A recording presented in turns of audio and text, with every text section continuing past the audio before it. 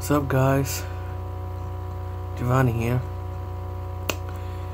As you can see, I have my new haircut covered, but we're gonna be saving that for another video, the reveal.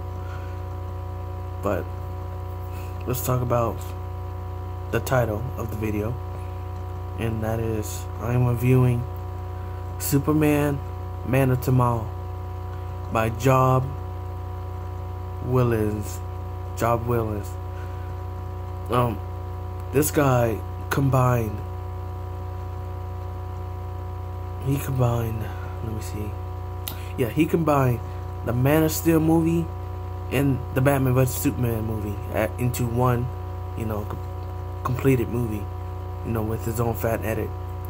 And I thought the movie was good, bruh. Like, really. Let's talk about the stuff I do like. I always like to say that I dig Ben Affleck as Bruce Wayne in this fan edit movie. I actually could tolerate him as Batman / Bruce Wayne this time around. But in the Batman vs Superman movie, I really didn't like him. I still don't like Batman killing. He has killed before. Another thing I liked, the relationship between Lois and Clark Kal-El. The relationship in this fan edit makes it even better in the original two movies. And just Superman himself. You can see his backstory, his journey on being Superman. If you remember in Batman vs Superman, him moving the plane, catching the U.S. I forgot what it's called. Something about the government. Let's just say that. And him moving a boat. If you remember that. Yeah, that's all in the beginning of the movie, like in the first hour. Because he's showing you Superman is now changing the world. He's helping. You remember Batman vs Superman? Well, none of that went down correctly the way I liked it. I didn't like it. But another thing I like, let's see. I liked how he changed the Battle of Metropolis. With Zod, versus Superman, and then you seeing it from Bruce Wayne perspective. That was good. Another thing I like is that they changed the he changed up on the Wonder Woman introduction.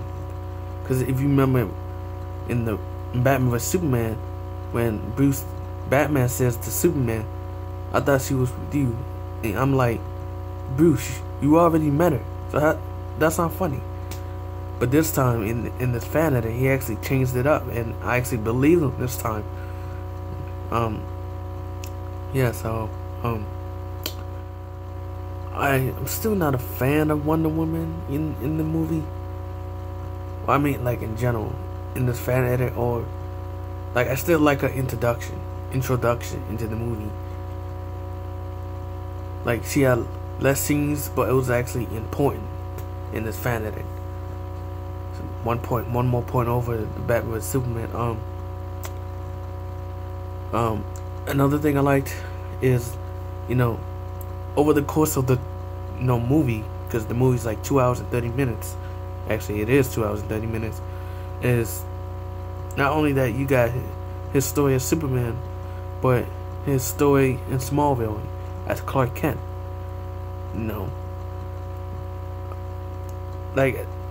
The sections over the course of the movie as with his relationship with his dad, and I like that. Let's talk about the controversial Martha scene. It's still stupid, but this time around in the fan edit, actually it makes sense, because when he's about to kill him, Superman says, "Save Martha." It actually shows you it flashes back to when Bruce's parents were killed, and it shows you Jeffrey Dean Morgan as what's Thomas Wayne, you know, saying Martha, you know. See that? Yeah. So it's the Martha scene is still kind of stupid, but it's more tolerable. Like, I actually get why he actually wanted to help Superman this time, instead of him see my mom. He's like, okay, we're best friends now. But yeah. Okay, and I still like the fighting scene, you know, when he's saving Martha, but instead for the part he's killing niggas. But how come you didn't show the part where he actually saves Martha? Like, he crashes into the wall and he says, "I believe you." I don't know. But anyway, let's talk about the stuff maybe I don't like, but you know, you gotta, you know, fixed up, you know, allude to. So I'm guessing because in this movie, you know, he edits the part where Superman kills Zod. Cause you in the edit you can see, you know, remember Smallville, Clark, you know, flying into the museum, I guess, with Zod, and he just edit. So I'm assuming Zod died by the fall instead of him snapping his neck. I mean, I'm assuming that's what happened. I mean, there's a lot of stuff I do assume in this movie. I get it. I'm kind of surprised he didn't like put a 1 year later, or you know, cause it just like, you know, cause when the Clark is you know, as Superman saving the world, it just like transitions into the Batman vs Superman scenes. Like, you know, I'm saying you should have put saying 6 months later. You know, that you should have put a time skip or something. But that doesn't really matter. I mean, you could actually assume the time skip. Oh yeah, you could feel the time skip. Perry White, you know, the guy played by Fisherberg. I forgot his first name. The guy who played Morpheus. I forgot his name. I mean, his first name. But yeah, I like him as Perry White. Oh, and another thing I like, the guy who played Jor-El, you got backstory, Kal-El's backstory, not as Clark Kent, but as Kal-El. Where pretty much the first half was pretty much the Superman story. Like, it was about Superman and Jor-El, and I like to say the guy who plays Jor-El is actually the guy. I mean, the guy who plays Jor-El in this movie, in Man of Steel, actually played a better Jor-El than the guy who did in Smallville. However, I did like his voice. Good luck, my son. Now, if you actually got the person to play the voice on top of the guy who played Jor-El in Man of Steel, that'd be a nice combination. Lex Luthor, I still don't like him. Because, there was this scene where it was Lex Luthor, something else. Lex Luthor, something else. And the Lex Luthor, you know, well, he was teasing. I said, don't do it. And then you end up showing the Jolly Rancher. I said, damn it, he showed it. I hate that Jolly Rancher crap. That is not Alexander Luthor. That's not Lex. I hope Lex's father's still alive. Kill Jesse Eisenberg. I mean, not Jesse Eisenberg. Kill Lex Luthor Jr. I don't like him. Well, let's see. Oh yeah. Okay. I got it.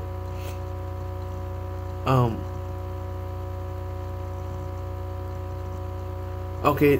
One thing I thought you was gonna do, I thought you was gonna put the Flash in this movie. You know, when Bruce is, you know, somehow dreaming about the original timeline, when Batman's still killing in the future, and You know, I mean, I thought you would have saved that for the after credits. But I guess you didn't. We end up getting at the end, you know, the battle. You know, as usual, Batman and Superman and Wonder Woman versus Doomsday. Doomsday still looks ugly.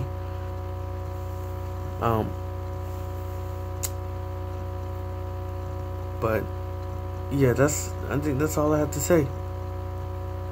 Good move. And I would like to see you sometime in the future, within the next 5 years, you know, do this again. Actually, I saw this site is that you guys actually do this. Like, I saw Terminator 3.